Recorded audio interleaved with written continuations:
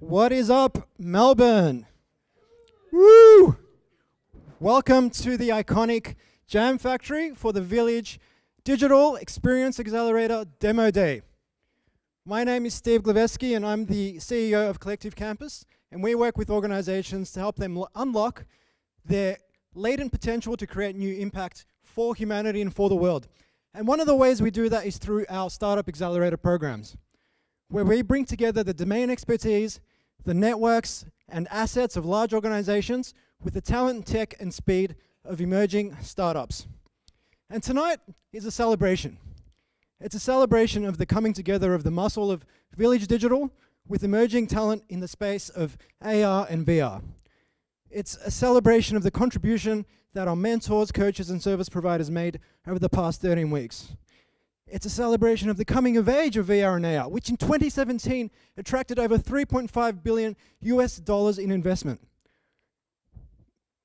So tonight is a special night, but apart from that success, what we're ultimately celebrating is what the startups achieved over the past 13 weeks, the trials, tribulations, highs, lows, and everything in between, as they work diligently to hone their business models and their craft.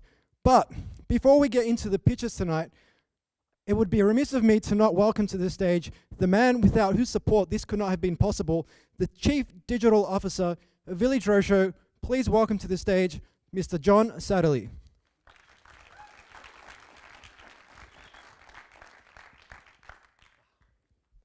Thanks, Steve. Welcome to everybody, and on behalf of Village Roadshow and Village Digital, I want to thank you all for coming and putting in all those hard weeks of work.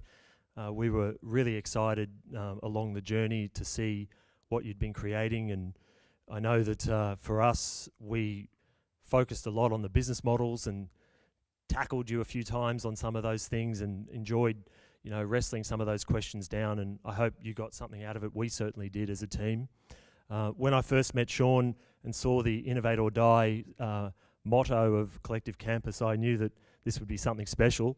I certainly subscribed to that, and I think all of you would have known in the process that you've just got to consistently change and adapt and pivot to get that model right and get your prototypes right. And if they're not right, you just junk something and start again. And that's the spirit of this accelerator, and we love seeing that. AR and VR, well, we chose that when we first devised the ideas around the accelerator, because we all believe it is the future. I mean, me personally, I just see a world in 5-6 years where we're all wearing some form of AR device, and I might be conjuring up in 3D in front of you something we can all share because we're all seeing it through the same AR lens. I tell my kids all the time that that'll be the future of mind reading. They'll send me private IMs and I can read them, and they don't like that bit so much.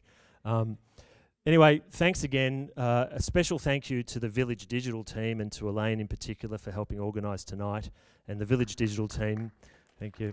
The Village Digital team for the work and effort they put in over the many weeks, and all the work you guys did as well. But we enjoyed it so much, seeing the progress, and can't wait to see some of the results tonight. So thank you. Thank you, John.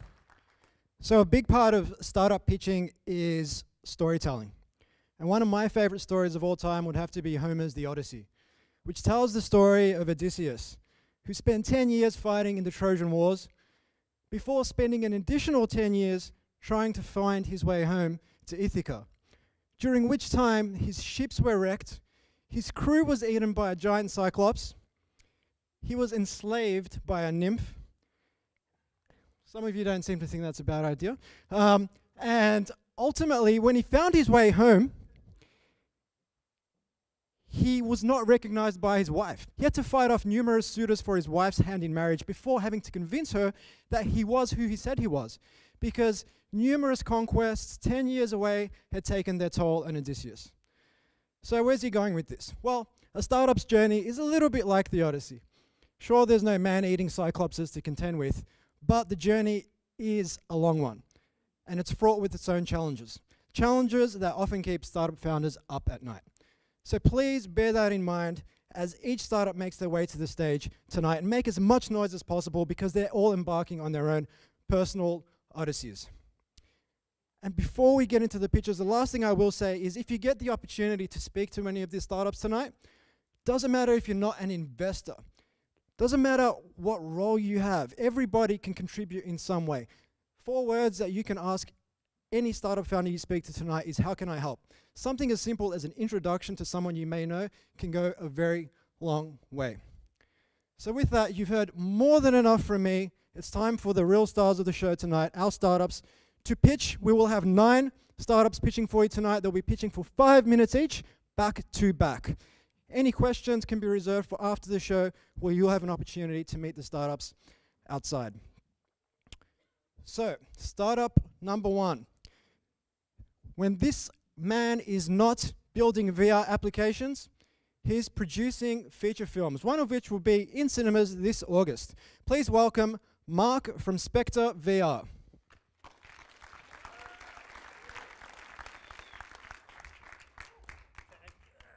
Here we go. And running relays as well. Hi guys, thanks for coming out and thanks for the plug on the film, The Merger, in cinemas in August. You can go check it out if you want. I'll do some pre-sales after this if you're interested. Just take cash, I'll make sure you get the ticket in the envelope. I'm here tonight to tell you, of course, about Spectre VR, Spectre Studios. Spectre Studios is a premium VR, AR content creation company with a strong background in filmmaking and visual effects. We've used that strong background in visual effects and filmmaking to create Conduit. Conduit is a VR pipeline that creates efficiencies in pre-production, production and post-production for filmmakers. Spectre solves 2 problems. Firstly, current models of film previs is inflexible, costly, and also inefficient in the way it allows filmmakers like myself to communicate what it is they're trying to make with the rest of their team and their producers and everybody else involved in that supply chain. The second major problem is that there's not enough good VR content that has strong connection to strong IP.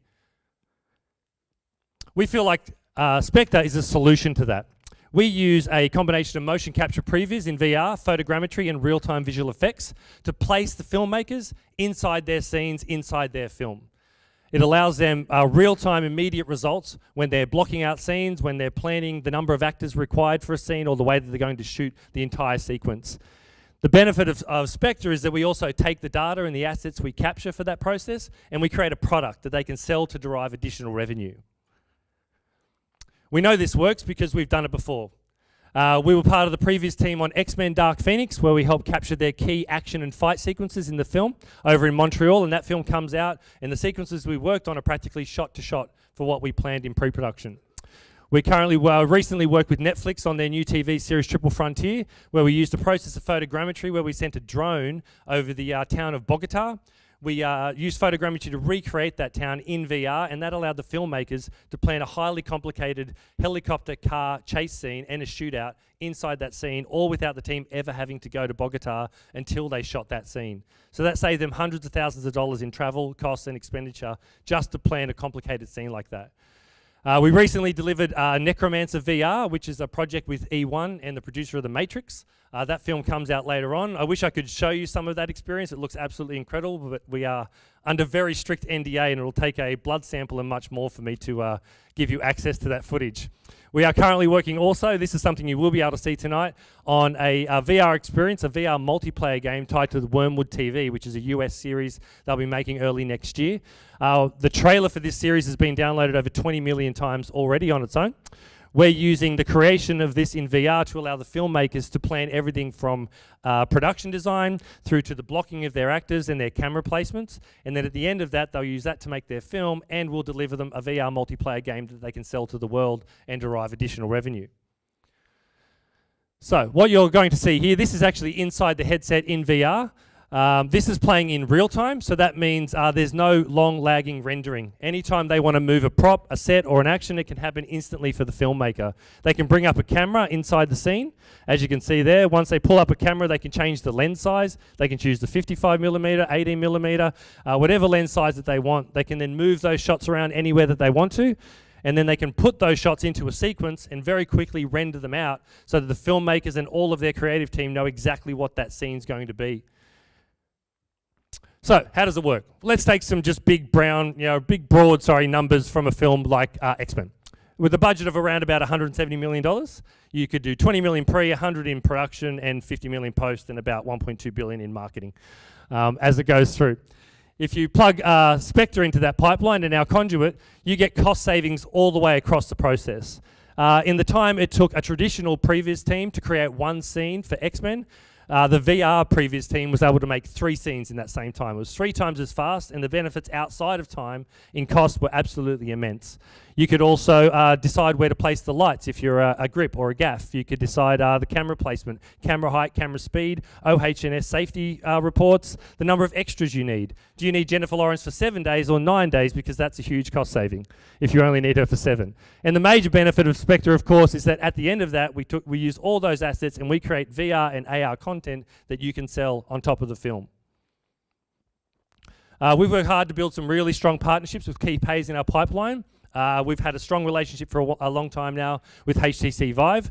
We're building tools for Unreal Engine. We're one of Australia's only hardware partners with Star VR, and we're deep into R&D with NVIDIA and their graphics cards. The market for this is obviously any film production company, any film studio, any filmmaker anywhere in the world. It has practicalities all the way across. That market is expected to be worth $50 billion by 2021. The great benefit and the real strength of Spectre is that we're able to create a game content from all of that same process that you can use to plug in to the burgeoning game market, which is estimated to be worth about $150 billion by 2021. Our competitors are traditional previs film companies, so we feel like we surpass these guys because they're far more inefficient. They use long times for rendering their sequences together, and you also can't make a product from any of the services that they provide and supply. And so myself and my very talented business partner, Rick Pierce, founded Spectre, and we've got an incredibly talented, dynamic, and energetic team that can create any kind of VR or AR content you can ask for. Rick is one of the most talented visual effects experts in the country, and I have an extensive filmmaking background with a film coming out in cinemas in August here at the Village as we go. So, it's very simple. With Spectre and Conduit, we save you money, you get a better film and additional products to sell. We're looking for strategic partners to help accelerate the pipeline that we've already created and take full advantage of the opportunities that lie ahead. Our company's been running for 3 years now, and we've doubled our revenue every year to date. And the opportunities that lie ahead look to have a very exciting 2019 and beyond already.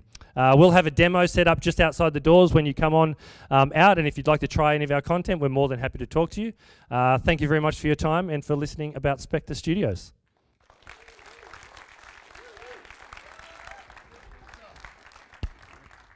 What was the name of that film again, Mark? The Merger. Look out for it. All right, our next founder. Get ready for a story. Our next founder's name is Paul, and he met his partner 2 years ago. But get this, 25 years ago, they lived 5 doors from each other and were none the wiser about it. How crazy is that? So please welcome to the stage, Paul from See It.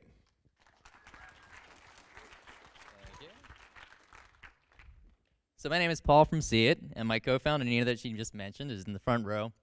And we came to this program focused on how to kind of remodel the existing business structure, the traditional business structure for virtual reality. So we have, traditional movie studios that produce 2D content that then goes to cinemas and shown to the general public. We want to be able to plug VR studios in there so that we can help create that ecosystem. And the way that we were going to deliver that to customers and the general public, we were going to take a cinema just like this and convert that to VR. So here we have modules lined up on either side. But it turns out you can't just gut out a cinema without proving the business case for it. So there's 2 major things that had to be proven before you could do a project that big. The 2 things were being able to deliver a quality experience that kept customers coming back for more, and then also having the throughput so that you could build the business out of it. So we focused on exploring these 2 issues within the program to see what traction we could get. The first one was focused about the VR experiences, the experiences that kept you coming back for more and really grabbed the attention of the customer. So we went to lots of different trade shows, tried a whole bunch of VR, and talked to a whole bunch of customers. And it kind of turns out that the quality experiences just aren't there. There's been this huge rush to market, so a lot of the VR people are trying is from overseas. It isn't delivered for the regional settings. It's not the quality content that Spectre was just talking about. The next big problem we had was the throughput. So we wanted to talk to a whole bunch of people who are experts in working with the public so we could understand the tools and techniques to be able to do high put-throughs. And the problem here with VR is it's really difficult to have that high throughput for it. There's cables that slow down the process, the technology isn't set up smoothly, you have to train staff, there's a whole bunch of challenges that have to be overcome. And to do that, we decided to try and take all these learnings and create a solution and see how effective that was. So basically the concept is you have this plug-and-play Cinemarette where instead of doing the entire theater, we can test it on a small scale. So we started first with the hardware. The first thing we wanted to do is get rid of the cords, so it was a wireless experience, you didn't have to worry about that. The next thing we did was you upgraded with haptics so that you get more of an immersive movie with one of our partners, SubPac. And so that gave us the hardware. Then we wanted to look at using great content. And so we took existing content firstly, and then we put it onto our system so it was all plugged into it, and then we upgraded with the haptics.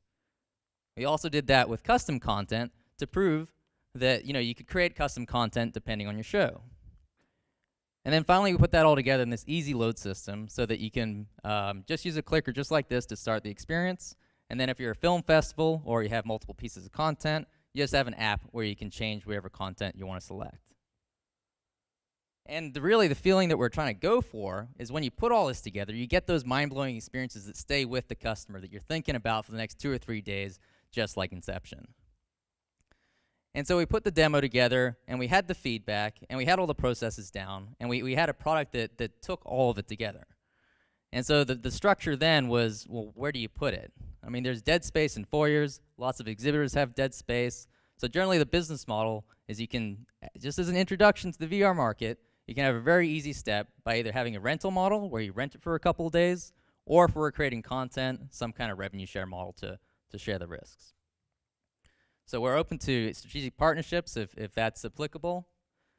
And this is the team, myself and Nina. And our background has been in working with VR with theme parks and really understanding the flow there and how to scale it up. But the next project we're kind of working on now is that the undeniable elephant in the room is these things are huge. They're expensive, they're fragile, and they're really uncomfortable. And so the next project we're working on is trying to convert this to something, oops, as lightweight as a pair of glasses. Thank you.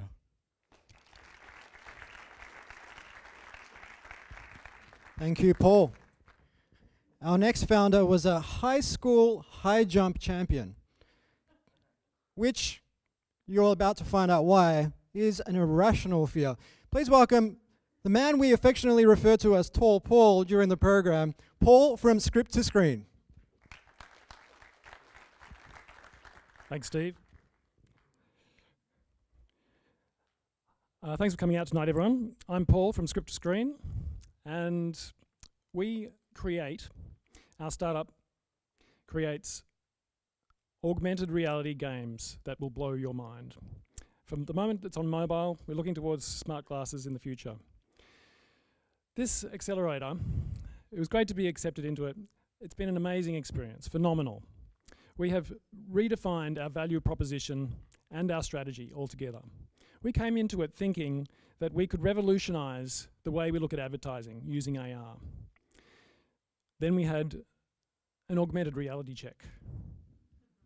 See what I did there? Yeah, I'm here all night, by the way, for better or worse. We surveyed customers, agencies, and our esteemed mentors from the program, amazing network, and it turns out that people don't want to watch ads in AR. Who knew? What they want is to truly engage with content, like you do with great stories, or with great games. Because that's the other thing we found out during our market research is there's a huge gap in the market. Huge potential opportunity in AR games. So there's a problem with games. It's true. Most games isolate teenagers. If you know or own a teenager, you know that they need escapism. The world sucks. Well, for them. So, yeah. How do we do that? Well, we speak to it. Defenders is an amazing new mobile IR game experience that you play in the real world. That's in parks and public places. It's social, active, and fun. Fun enough to get your teenager off the couch. And best of all, it's downloadable on your mobile phone for free. So, what you do is you go around your local park, say, and you're called upon after an alien attack in near-Earth orbit to collect the debris from this attack. It comes down in the form of fallen meteorites. You collect these meteorites by activating them with your phone, location-based AR, and it transforms into mechanical parts. It's like a treasure hunt, kind of like with a sandpit element built in. So then finally you can battle against your friends in an epic cooperative outdoor gameplay on a regular basis in the real world. It's awesome. I mean, I thought it up. It's pretty awesome. So people say, oh yeah, it's Pokemon Go with robots, and I take that as a compliment. But we do have improved social interaction. And we have reliable cloud computing, which they didn't always have, and killer graphics. We are bringing the best cinematic storytelling experience to you, thanks to our background in film and media. The games industry is serious business. It's eclipsed Hollywood and the music industry combined. Mobile gaming has now, this year, taken over the majority share of the global market. That's $70 billion this year. We feel there is a serviceable, obtainable market for our game within that of 90 million. And that's global. We're distributing online. And check out the growth rate of mobile. It's 25% year on year compared to 4% for console games. It's the nearest competitor. And that's before you put AR in the picture, which is what really excites us. I mean, here we are in 2018, and in hot pink, we have mobile AR that is just going off like a fanboy at Comic-Con. In the next 5 years, it's expected that the AR market alone for gaming will hit $285 billion. That's a lot of smart glasses, by the way. So we're excited about that. Did I mention that the game is free? This is part of our strategy for going viral. So we have distribution on app stores worldwide with a keen eye on Asia. Asia is 3 times the size of the North American market in this area. Sales, of course, we do make money through in-app purchases for rare parts and for power-ups within the app. And of course, ubiquitous advertising revenue. And marketing. We're going hard on this because it's where a lot of mobile indie games fall down. So we're going social, we're going online, PR, and advertising. And our secret recipe is phone a friend. Stole this from Candy Crush, one of their secrets. So we have an agile games division at Script to Screen. It's made up of developers, designers, 3D artists, and a charismatic, visionary, dynamic, yet somehow humble leader. Yes, it's true. I have 20 years experience in film and media. I even won an Academy Award. That is true. It's an Australian Academy Award. We do have an academy here. Now, I've directed and produced a kids series for the ABC. I've made videos for the Premier of Victoria. And this isn't my first startup either. I had a business, very successful business in fact. It's Sydney's first co-sharing workspace for creative freelancers. And I'm an expert in engaging audiences. You give them great content and you make it a positive experience. So AR has the ability to amplify human performance instead of isolating us. I wish I'd said that. That was some other CEO. And he should know what he's talking about. If he doesn't, then we're all in a bad place. I'm Paul from Script to Screen. Come see me afterwards. We're looking for strategic partners. If investors want to say hi, come join us on our journey. Keep in touch and see you afterwards. Thanks.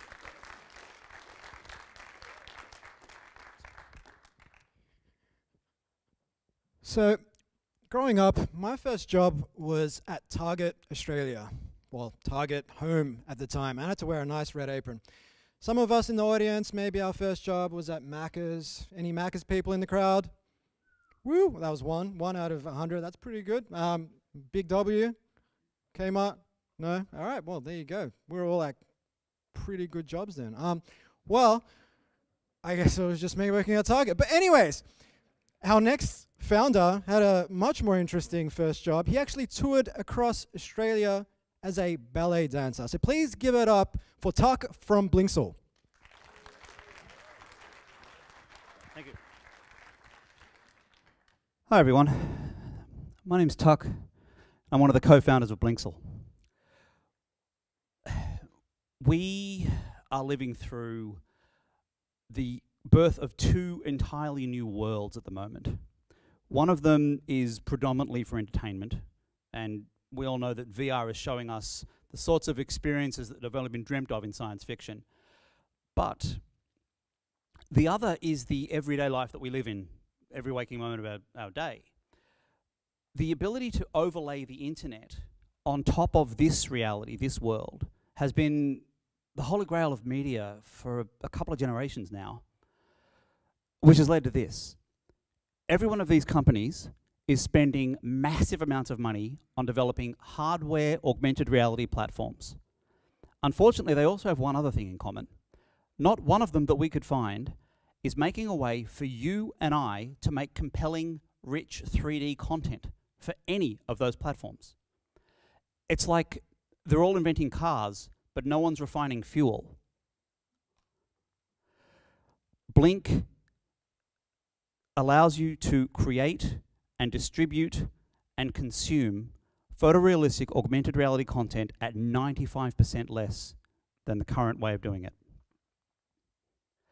The reason this is necessary is because augmented reality has a serious problem, which is the creation of the assets. Assets on mobile are extremely complicated and time-consuming and expensive to create if you want them to look any good. The result is either an expensive gimmick, functional but extravagant, or just a toy. Blink is affordable, photorealistic, and provides results in minutes, not months. And the result looks like that. It's integratable into almost any app, any web page, any tweet, and if you click on it, you see this, and this, and this. Each one of those took about a day to make. This is a comparison between us and our nearest competitor on mobile. Their content costs a phenomenal amount of money, generates huge amounts of data, which after you've recorded is not editable. What you shoot is what you get. And it requires a studio full of cameras and a room full of wizards just to make it work. Blink is affordable. It's just like downloading video. It's fully editable on any edit program you like. And it requires a single consumer-grade camera and can be made by you. We've all heard about investments in various markets. I'm going to hit you with it again. $4 billion on AR hardware to date, and IDC is predicting a further $11 billion in the next 6 months just in Asia. In the last 6 months, over 13 million augmented reality apps were installed on iOS alone, and DigiCapital is projecting that over the next 18 months through to 2020, approximately $120 billion in revenue is going to be generated in AR services and hardware. So this is how Blink works. You take one of these $200 consumer-grade depth cameras. You record your footage and process it through the online Blinksall cloud-based processor. You can then edit the resulting footage in any standard software editor.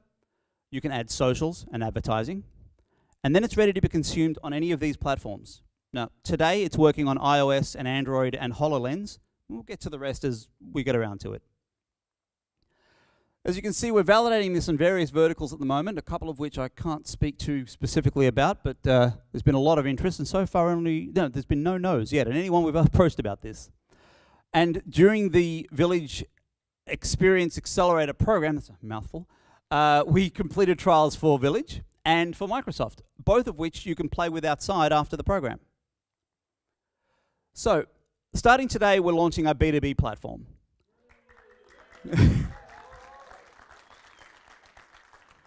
Which is subscription-based. Thank you very much. Coming later this year, we're launching apps on iOS and Android.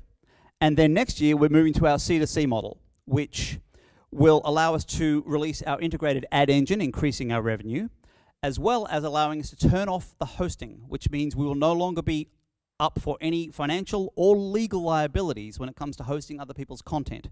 If you've been watching the news lately, you know what that means.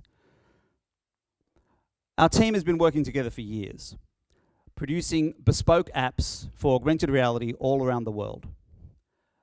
And in that time, we have generated the experience to spot this particular opportunity and the skills and the patents required to build, protect, and sell it. We're launching the B&B today, which means we're moving to our next round of funding. I hope to have conversations with anybody about how we go about doing that, and we're going to use that funding to create the content for the next round of platforms coming out from Apple, Microsoft, Samsung, Facebook, Toshiba, and all the rest. It's going to be a wild ride. Thanks very much.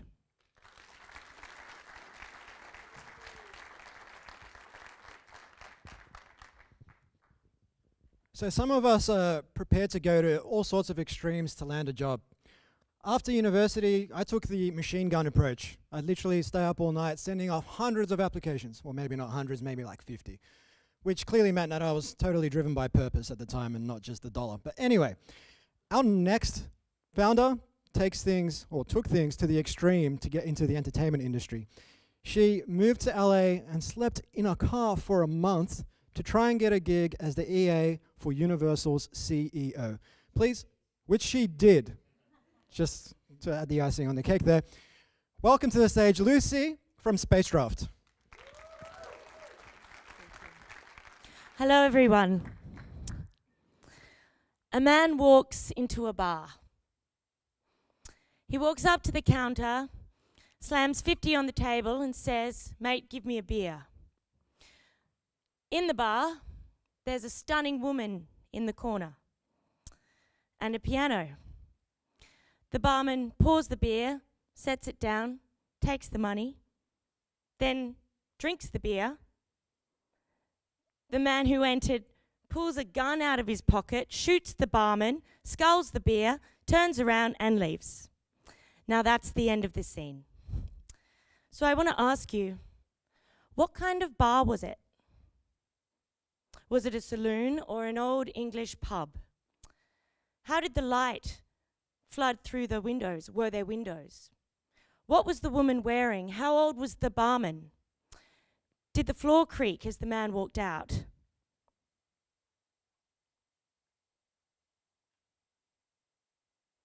We all interpret information differently.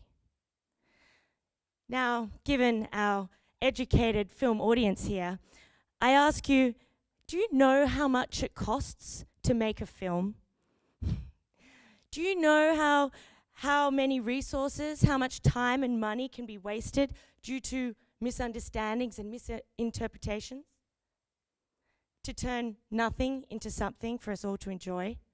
Do you know how many people it takes to mobilize, to ensure that they are all on the same page? They're standing around most of the time. How do you know when it's time to get going? There's something that was developed in the 20s when film was really kicking off, and it's this. It's a script.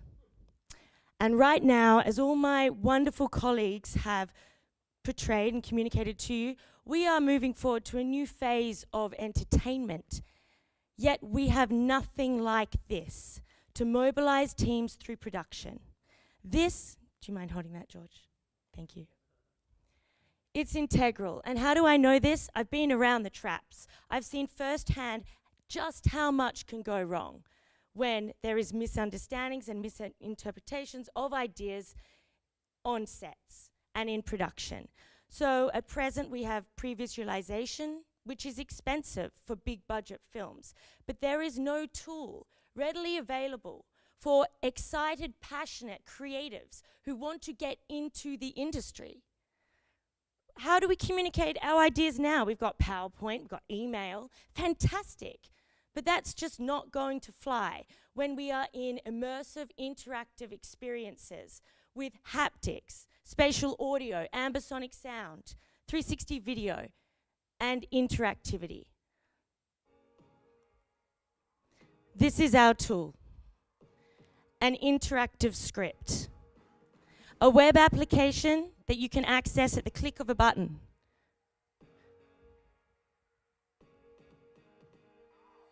Break down your scripts. We use visual language architecture these days. We used to use scrolls for information, but now we can think conceptually about space. And this is what we've built. Creatives no longer work in silos. They're no longer tied to contracts for years. As long as you've got a computer, you can work remotely.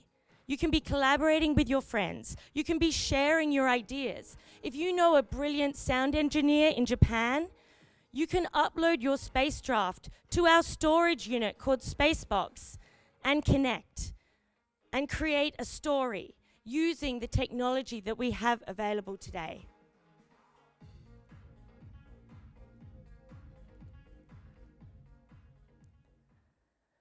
So that's our baby, and it's to mobilize an industry. It's designed to help support every single other of the startups here tonight. And they're sick of me talking about it. They love it, don't you guys? Yes. So as our business model, B2B, software as a service, freemium version to onboard our first users. But then we have our share and send edition and our enterprise with plugins. So you can plug into your Slack, your LinkedIn, I don't care, your WhatsApp for all it just means that there's a tool now that you can all be on the same page. So our competition, I love all these tools. They're fantastic for what they do. But there isn't a tool that's so easy to access and simple to use as SpaceDraft. These tools, they exist to communicate ideas, sure. Final Draft, I love it. For scripts, fantastic. For two-dimensional content, Scrivener, Novelist, brilliant, tick. Adobe Creative Cloud, awesome for 3D assets and rendering, fine. And for all your websites and your pretty still images, but not for sharing extraordinary experiences. So Traction, I've just come back from Taiwan on an invitation by the government, which is very exciting, but I set up relationships with NVIDIA, Vive, HTC, and AMD. They see SpaceDraft as the glue to mobilize the creative technologists, the hardware and the software. They need some kind of design system structured so they can all be talking and applying their skills. We also have 500 testers, not just in LA or Australia, but across the world. Our network is enormous because everyone needs a tool like this. I have a beautiful team. Gerard and Chris, they got on board purely because they're extraordinary CG artists and they just want this tool to exist so that they can get more work. That's why they're part of the team, because they want this done. So our timeline, we've developed the prototype. It'll be out the back for you to come and have a play with. We filed the patent, we've raised seed. I've been to Taiwan, I've set up the dev team there to get going. We want to launch our MVP by March. So that's what we're asking, that's what we're looking for. So for those that are curious, that want to be a part of something that's really going to help mobilize the industry, move it forward. If you love entertainment, if you see promise, then come and talk to us. Thank you.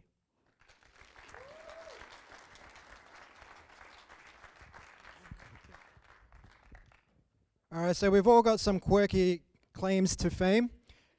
Our next founder, his dad used to train martial arts with movie star Jet Li, and he likes to brag about being about 2 inches taller than Jet Li. So please welcome to the stage Shin from VFC. Thank you. And on top of that, we're also your local Melbourne game developer.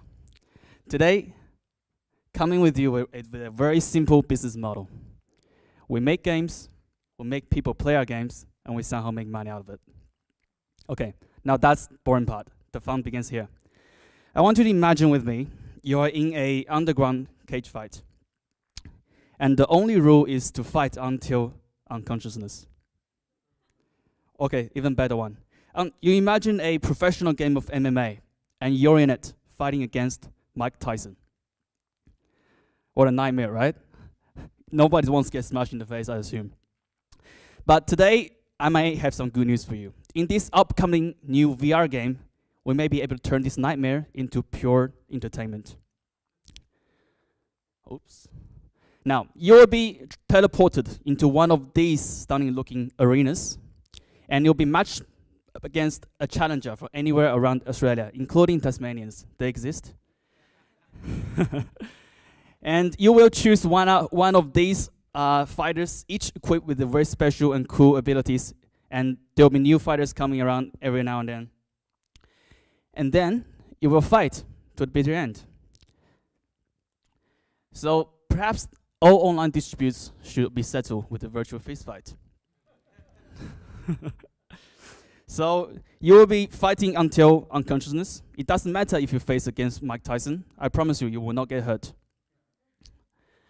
Okay, so this game is a 2-year development behind closed doors. And even until now, it is still the first ever Street Fighter style fighting games out there, but with a twist. What is the twist? Instead of traditional game where you're smashing your controller buttons in the correct sequence, now your whole body is your controller. You will literally fight, hit your opponents, dodge or block using your own very body. So in this true-to-life martial art fighting game, to get good at it, maybe get yourself a black belt in karate. Okay, so when I say your body is your controller, I really meant it. Your in-game avatar will literally follow your every movement in real life, using only the 2 hand trackers by any commercial VR headset. Now, making fighting games great again. I'm sorry I failed you, Mr. Trump. Okay. Why is it not great right now? So fighting game as a genre has always been a lucrative niche, enjoying 7% market share in the whole gaming market.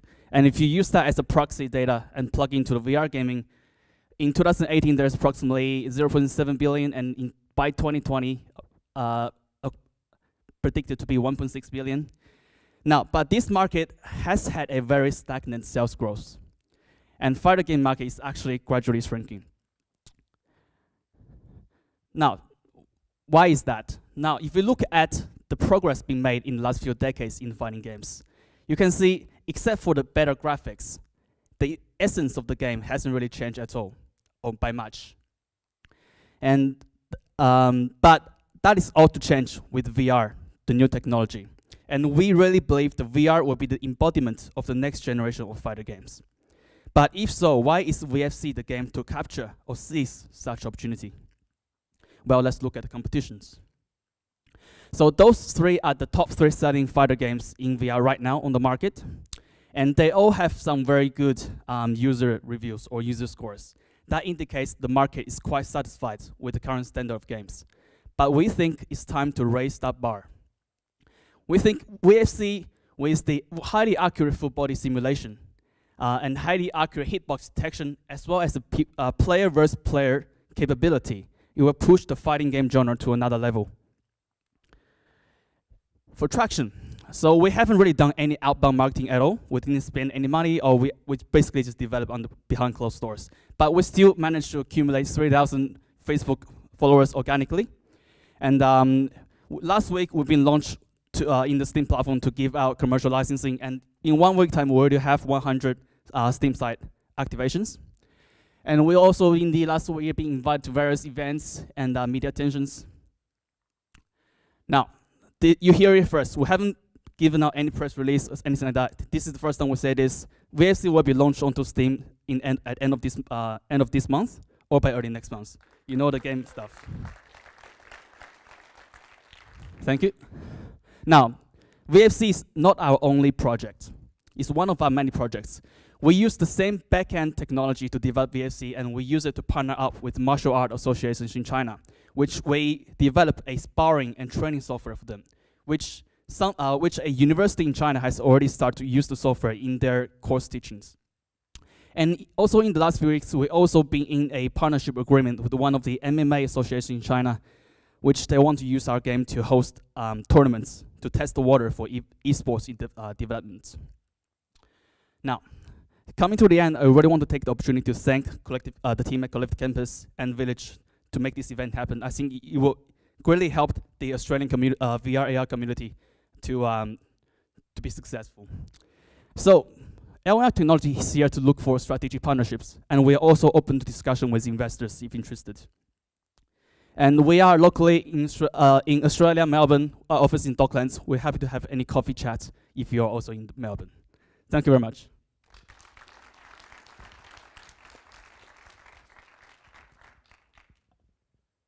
All right, so our second last founder for the evening was the interior designer on Australia's most expensive apartment. Please give it up for George from Huge Robot.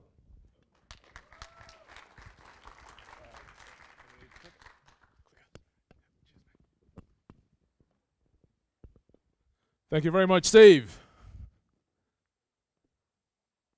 Let me get to the right slide. Wrong direction. Sorry about that. Okay. Hi, I'm George Kong, founder and director of Huge Robot. We're working on the future of content creation for VR. VR is a rapidly growing industry. It has the highest growth potential across all media, entertainment industries, which demonstrate its substantial long-term belief in the success of this still very early technology. Even so, there are a number of things that we can do to help bend the curve of adoption up, ensuring a more vibrant industry going forwards. The current problem for VR is that there's a lot of software out there, but the quality of the software is quite spotty. Some really excellent games and applications, but a lot of also pretty mediocre stuff. This is because while there are already fantastic design solutions to make VR more compelling and more immersive, this knowledge is not evenly spread. There are a lot of people out there with interest in creating content for VR, but because of the steep learning and experience curve to develop content for VR, to date it's mostly been game developers with existing real-time 3D development skill sets that have been benefiting from this VR space. We want to democratize the access of high-quality VR content creation to the broader market by creating the tool and the opportunity to improve the quality and variety of VR applications, and thus help improve the adoption of VR as a whole. The solution that we've come up with is a template tool in the vein of Wix or Canva, but for VR.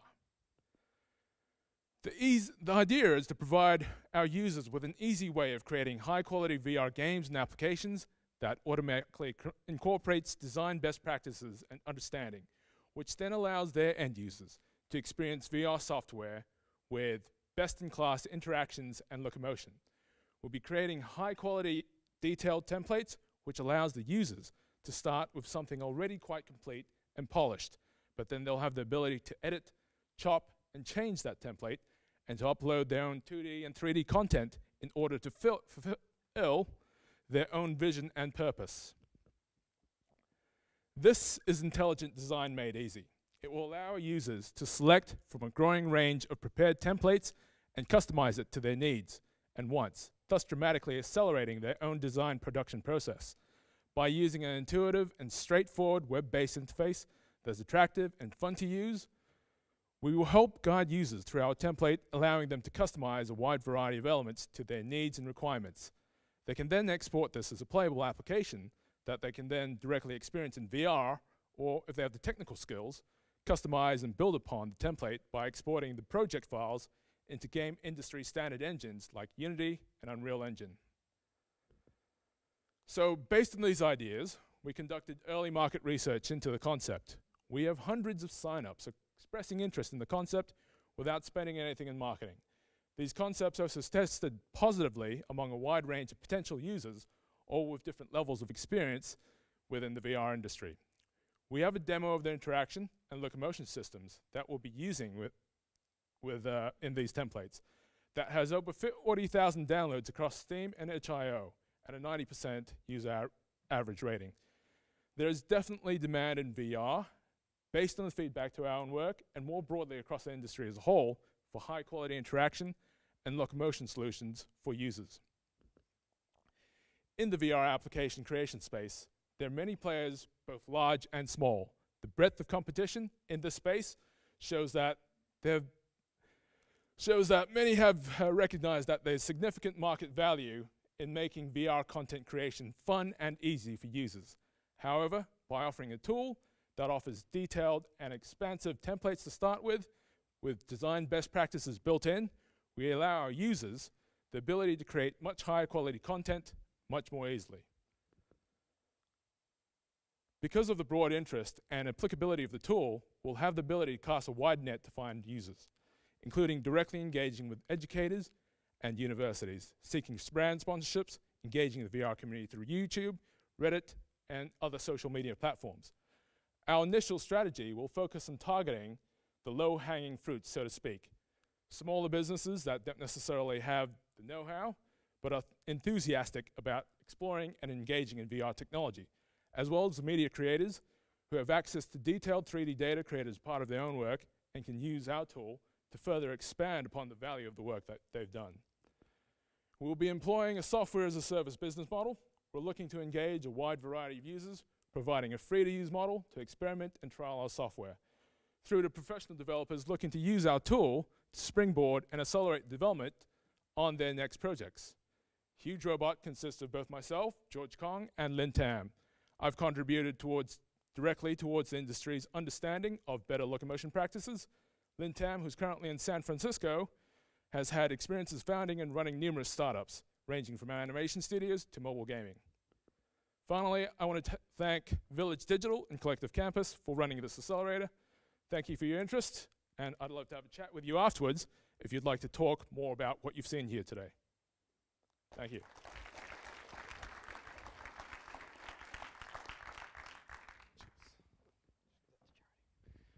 Thank you, George. Any Beatles fans in the house? Yeah, there's a few. Awesome. Well, our next founder was engaged. Well, he tells me he was engaged. He didn't confirm whether or not he was telling a fib or not, but I'm just going to take it on face value. He tells me he was engaged to Ringo Starr's daughter. So please give it up for Justin from Frame Labs. Thank you, Steve. I actually thought you were going to tell. He asked us to come up with some secret information about us. I thought he was going to tell you about the time I raved with Tom Cruise at space in Ibiza, which is a far more interesting story than that fact. Thank you very much, and for breaking up your evening and coming here to spend time with us today and to talk about our startups. And just to extend a massive thanks to Village Digital and to Collective Campus for facilitating what has been a really insightful few weeks into what we do and how we do it. So thank you so much. Yeah, we're Frame Labs. That says it all, really. That's why we do this. We want to bring joy to people's lives through this new medium.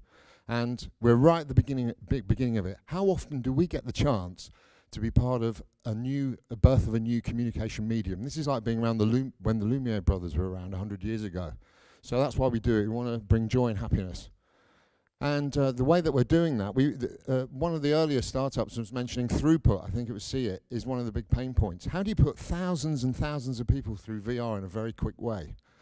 The way we do that is with a system like this. This is our Mechatron. This is a real thing. This isn't a figment of our imagination, and sadly we couldn't bring it here tonight because of logistics, but it will be set up for demos in the future.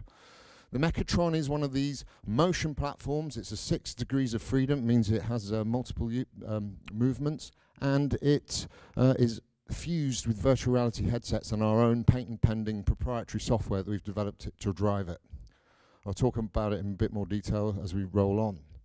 Okay, we always want to know about the market. We want to know how much is this big market worth. I can't roll out those hundreds of billions of dollars figures everyone else has, but this is a bit more conservative, a bit more realistic in my opinion.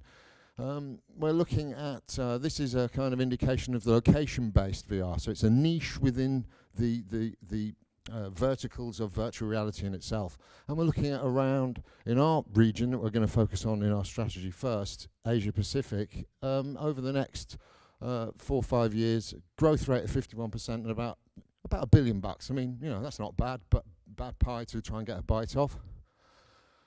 Target markets. I hope you like the background thing, money, trying to subliminally get you thinking about the cash. This is theme parks, Movie World, Dream World, Luna Park. Our Mechatrons in scale would really work well there. Retrofit, really interesting business model which I'll tell you a bit about in more detail.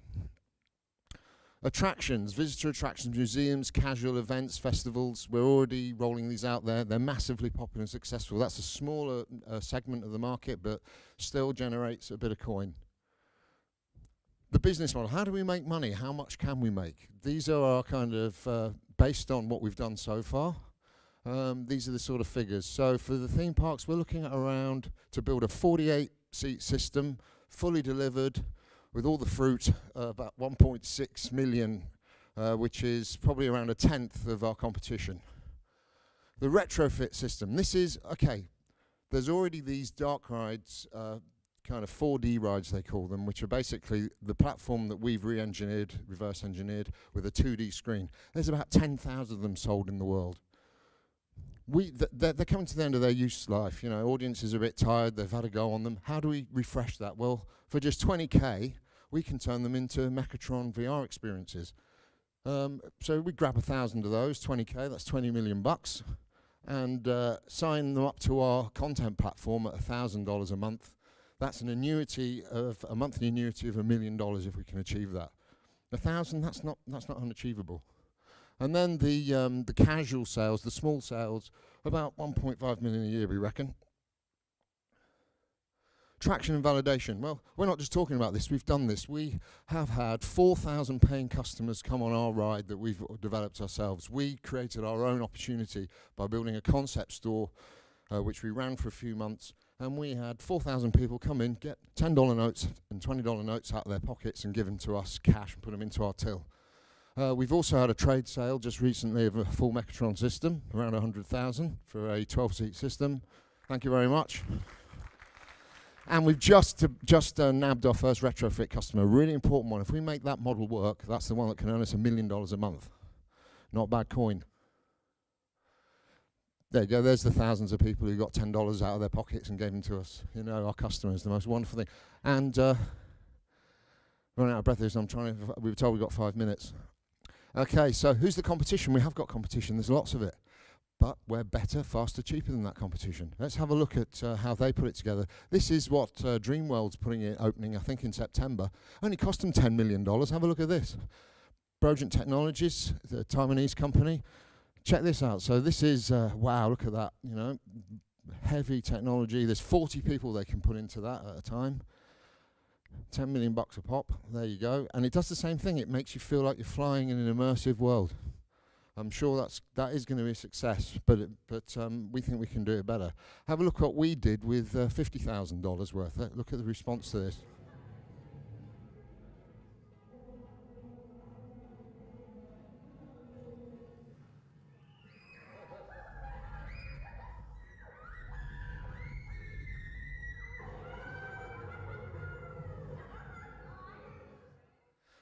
I reckon I could drop the mic and walk away there. That we didn't pay anyone to scream like that. That was all real, candid footage that we grabbed. And look, no, hold on, no, going again. Look, the most important thing in all this is content. It's no good having this great entertainment platform. We haven't got amazing content. How can we produce that? So you partner with third parties. And in fact, we did an experiment with the amazing Spectre Studios, who proved how you can take some of their existing content and turn it into a ride. The process of that is fantastic. Imagine doing Minecraft the ride. Imagine doing any film that comes out can very quickly and easily, working with our content partners, be turned into an amazing experience. Just to test it, we built 11 pieces of content that ship with the platform ourselves in-house. So we do have the ability to do it, but we want to extend it. So to recap, it's safe and compliant, very safe, very compliant. 4,000 riders, not even anyone throwing up. Incredible. Cost and effective and scalable. 1/10 of the price of the competition, and we can go from 12 seats to 72 seats, no problem. Proven ROI and validated. You're going to make money. Buy one of these from us, you will be making money out of it. This is the team that will deliver it. A great, diverse bunch of people working across a lot of different things, not only the Mechatron, but we also do training and we do high-end creative arts projects. The good old strategy is We commercialization money for the Mechatron, which we've raised with private equity. We're going to be building. There's no dates underneath. You can just see them. Rocket ship launch, hockey stick rise and growth, and then it's either an IPO or the old trade sale to Brogen. Let's hope those Brogen guys come in and sweep us up for 100 million. Thank you very much, and I look forward to talking to anyone. Look, seriously, we're not looking just for money or for money. We're looking for people who might be able to bring business development expertise, marketing expertise. These are my weak points. I'm not very good at that. But I'm very passionate about VR, and I'm very passionate about being here tonight. Thank you very much for your time. How long was that? How long was that? It was worth it. It was entertaining. So I told Afib a few moments ago we have one pitch left. Our next founder, where is he? He's not by the lectern. He's somewhere in the audience. There he is. Awesome. Our next founder has experience building startup studios, most recently in Sydney for Happy Feet 2. Give it up for our final founder of the evening, Jan from Lens Immersive. He's very keen to get started. Look at him. Ready to go. Going for the clicker. Hey guys, unicorn hunters. That's who you are, right? Bunch of unicorn hunters coming here to look for unicorns. All right, I saw someone fall asleep a little while ago. Anybody still asleep? Last show for the night, all right? Well, I promise to keep it brief, promise to keep it interesting. Here we go. We're Lens. Well, I'm here to talk to you about two major things. Wait for the bass to go away. My name is Yan. I'm here with my co-founding partner, Travis Rice. How y'all doing? So we have a problem right now in videos. Videos are great, but they're static. They don't grow. They don't change. In fact, we have built this large, massive catalog of millions and millions, in fact, billions of hours of video. Case in point, YouTube last year uploaded 260 million new hours of content. Guess how many percentage of that content is being rewatched this year? 0.001%. That's it. How do we make all these videos rewatchable? Well, we think interactivity is the key. We all hear about AR and VR. We all love interactivity. But the problem with interactivity is that it's expensive to produce. Sure, the market is big, $70 billion in gaming, and mobile gaming only, $130 billion is a market. But the cost of expertise to create these things, the cost of production, and the long production cycles make it very, very inaccessible for most content creators. What if there was a way, I'm telling you tonight, you can actually make user-generated content simply and quickly, merge it with old existing media, and push it into VR, MR, and AR. This requires a new concept, a concept called a meta platform. Introducing Tycho, the world's first meta platform. What we do with Tycho is we leverage the idea of a 3D sticker. That's a sticker that you put on top of any existing online content, whether it's social, whether it's videos, we'll make it immediately interactive. You want to create your own Who Wants to Be a Millionaire show? Fine, drag the questionnaire stickers, slap on top of your favorite questions, send it to your friends. You want to send your Valentine's a bouquet of roses, where as soon as she clicks on them, it blows a bunch of kisses at her. With Tycho, you can do it. Content on Tycho is user-generated. We all know what that means. That means that user generates the content, but they generate from existing media, existing platforms such as Facebook, YouTube, Instagram, where you can put your Tycho interactions straight on top of it. Or if you don't like any of that, take out your camera, hit record, and shoot your own. Nice and easy. To make content on Tycho, all you had to have is a mobile phone, or a PC, or a laptop, anything, and away you go. Nice thing about Tycho is that as soon as you make it with a click of one button, it's out there in all existing social platforms, Facebook, Twitter, WeChat, whatever you will. To play on Tycho, you can be on any device. This is a really key point. You can be on mobile, you can be on tablets, you can be on PC, and you can be in AR, MR, and VR. Not a single talk tonight has talked about how to bridge our existing user experiences with AR and VR.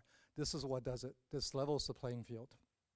All right, so let's say you want to watch the new Bachelor's show, right? And you want to live votes for who's your favorite Bachelor. With Tycho, click a button, you can. And if you don't like them at all, just want to throw eggs in their faces, you can do that too.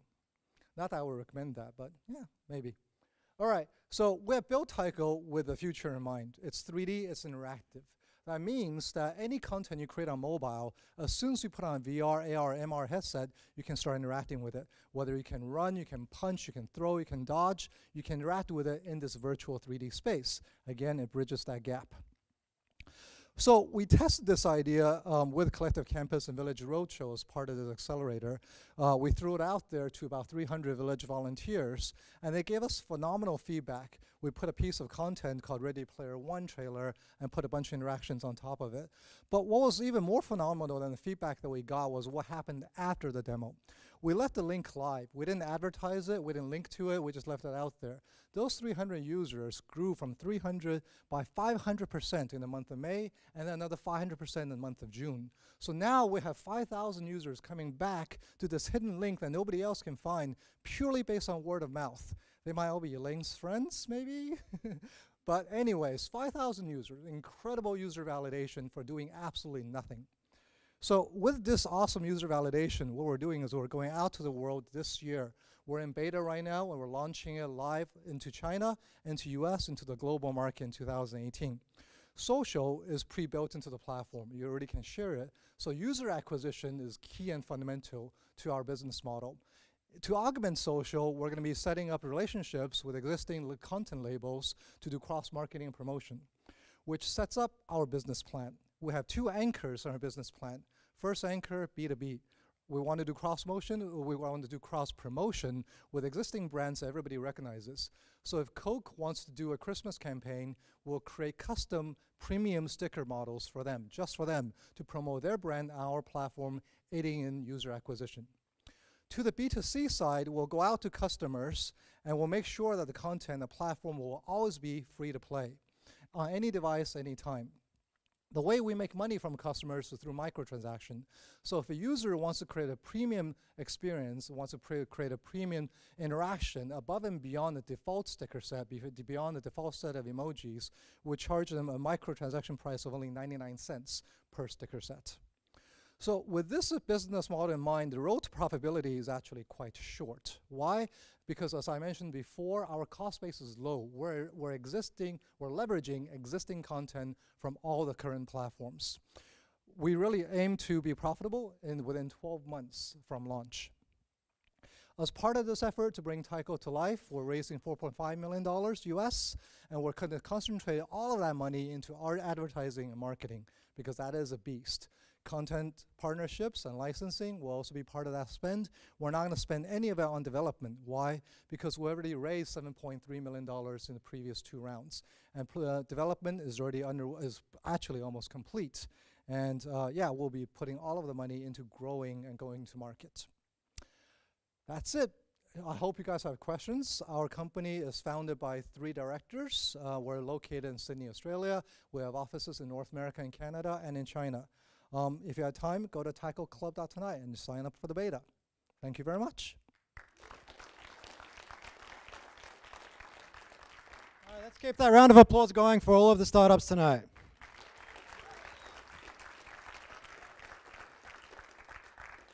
So I just wanted to take this moment to say thank you to everybody who made this program a success, and that would include, obviously, Village Digital, Village Roadshow for supporting the program, as well as our minor sponsors, Matt and the team from Telstra Labs, Pat and the team from Microsoft, as well as some of our program partners like SendGrid, Alibaba, Amazon Web Services, and HubSpot. Aside from them, coaches, mentors, everybody and anybody who helped in any small way, thank you so much for your contributions. Before we wrap up for the evening, well, actually, I forgot the most important people in the house. Thank you to everybody in front of me for taking the time to come along tonight. Give yourselves a pat on the back for supporting the emerging VR and AR ecosystem. Before I go, I'm going to try and do something which I am terrible at. Every time I try to do this, it comes out blurry. You can't even see what's going on in the background. And it's pretty dark, so this is probably going to suck as well. But I'm going to give it a crack. I want everyone to put their hands up in the air. I'm going to try and take a selfie. Let's do this.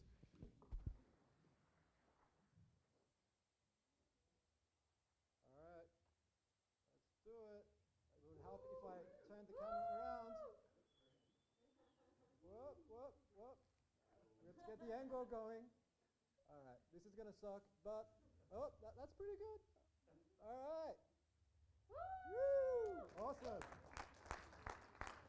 All right, so like the startup said, there will be demos set out outside. You're more than welcome to come along and check them out. And before I go Australia tonight against Denmark. Let's kick some Danish butt. Sorry for the Danes in the audience. Thank you very much. Have a great night.